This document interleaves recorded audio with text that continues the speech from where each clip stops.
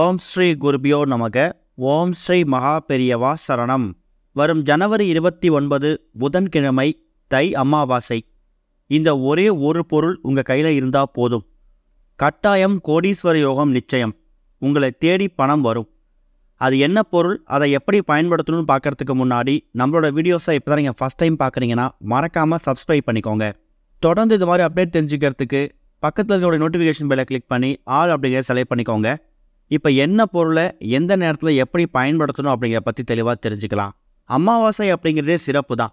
அதுலேயும் தை அமாவாசை கூடுதல் விசேஷம். புதன்கிழமையில் விநாயகருக்கு உகந்த இந்த நாட்களில் வரக்கூடிய எந்த விசேஷமாக இருந்தாலும் அதுக்கு தனி சிறப்பு உண்டு. பொன் கிடைச்சாலும் புதன் கிடைக்காதுன்னு சொல்லுவாங்க. அப்படி புதன்கிழமையில் வந்திருக்கக்கூடிய ஒரு அற்புதமான ஒரு நாள் தான் ஜனவரி 29 வந்திருக்கக்கூடிய தை அமாவாசை. பித்ருக்களுக்கான சாபம், பித்ரு கடன், இது மாதிரி விஷயங்களை நிவர்த்தி பண்ணிக்கிறதுக்கான ஒரு முக்கியமான ஒரு நாள் தான் இந்த ஒரு தை அமாவாசை.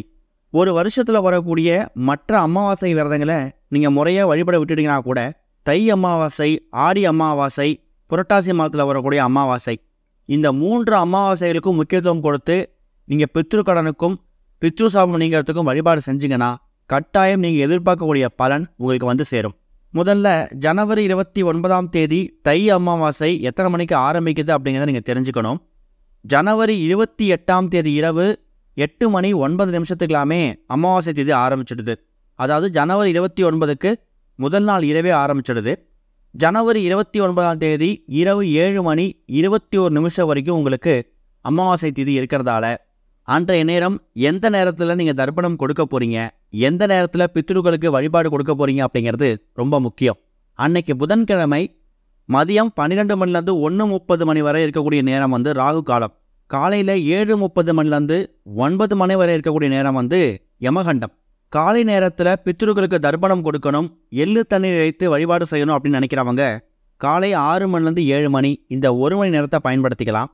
அப்படி இல்லைனா 9:30 10:30 இந்த 1 மணி நேரத்தை பயன்படுத்திக்கலாம்.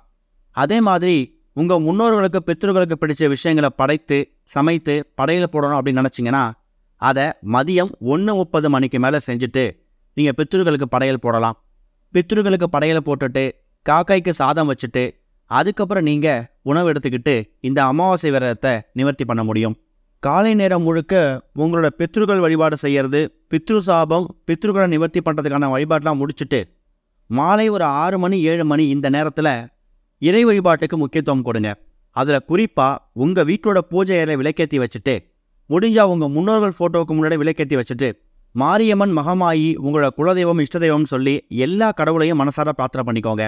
கூடுமான அளவுக்கு தை அமாவாசை தினத்தில் மாலை நேரத்தில் உங்கள் வீடு பக்கத்தில் என்ன கோவில் இருக்கோ அந்த கோவிலுக்கு போயிட்டு ஒரே ஒரு கற்பூரம் ஏற்றி உங்கள் குடும்பத்துக்கு வழிபாடு நடத்திட்டு வாங்க.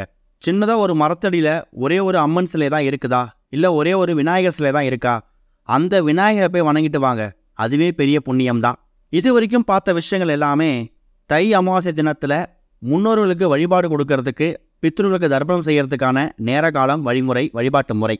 இது போக அமாவாசை மாதிரியான நாட்களில் இந்த பிரபஞ்சத்தோட சக்தி அப்படிங்கிறது ரொம்ப அதிகமாக இருக்கும்னு சொல்லுவாங்க. அந்த நாட்களில் நம்மளோட செல்வ வளத்தை பெருக்கிக்கிறதுக்காகவும் பொருளாதாரத்தை முன்னேற செய்வதற்காகவும் நீங்கள் என்ன பரிகாரம் செய்கிறீங்களோ அதுக்கான பலன் உடனடியாக கிடைக்குமா. ஏன்னா அமாவாசைக்கு பிறகு வரக்கூடிய நாட்கள் எல்லாம் என்ன, வளர்பிறை நாட்கள். வளர்ந்துக்கிட்டே போகக்கூடிய விஷயங்கள் தான் இந்த வளர்பிறை நாட்களில் செய்யணும்னு சொல்லுவாங்க. அப்படி இப்போ நாம் சொல்லக்கூடிய இந்த ஒரே ஒரு பொருள் இருக்குல்ல, இது என்ன அப்படின்னா மகாலட்சுமி தாயார் வாசம் செய்யக்கூடிய 108 பொருட்கள் இருக்குல்ல, அதில் ஒரு முக்கியமான பொருள், வாசனை மிகுந்த ஒரு பொருள் தான் மராத்தி மொக்கு. இது அதிகமாக சமையலுக்கு பயன்படுத்தக்கூடிய மசாலா பொருட்களோடு சேர்த்து பயன்படுத்தக்கூடிய ஒரு அற்புதமான ஒரு பொருள். ஏலக்காய், ஜாதிக்காய், வசம்பு, பச்சை கற்பூரம், பட்டை, இதே வரிசையில் இந்த மராத்தி மொக்குக்கும் லக்ஷ்மி கடாட்சம் ரொம்ப அதிகமாக இருக்குன்னே சொல்லலாம். வாசனை மிகுந்த எல்லா பொருட்கள்லையும் மகாலட்சுமி தாயார் வாசம் செய்கிறாங்க அப்படிங்கிறது ரொம்ப முக்கியம்.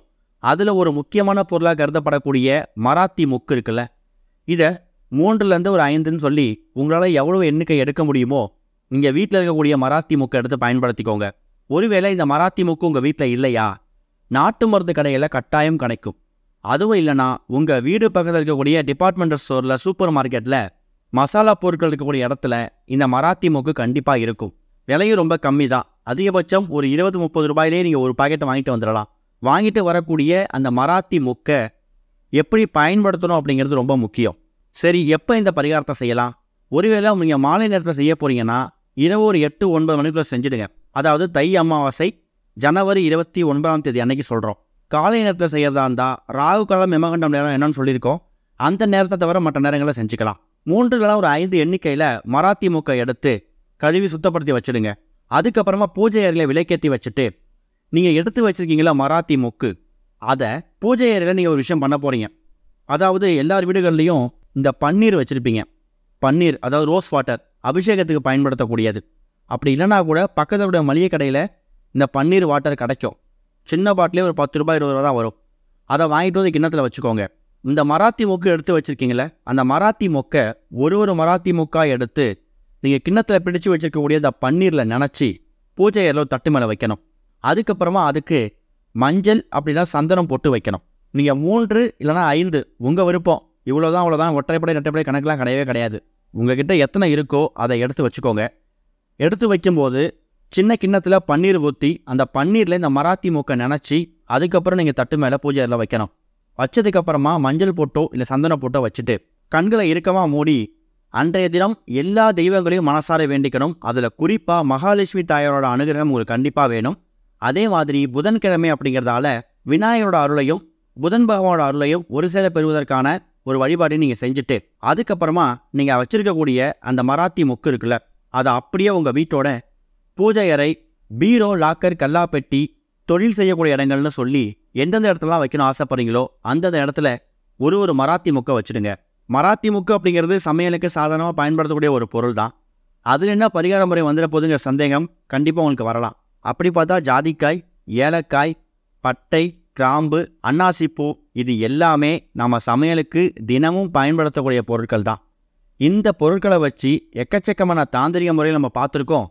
நிறைய தாந்திரிக முறைகளை நிறைய புக்ஸ்லையும் படிச்சிருக்கிறோம். அப்படிப்பட்ட சில விஷயம்தான் இந்த மராத்தி மொக்குலையும் இருக்குது.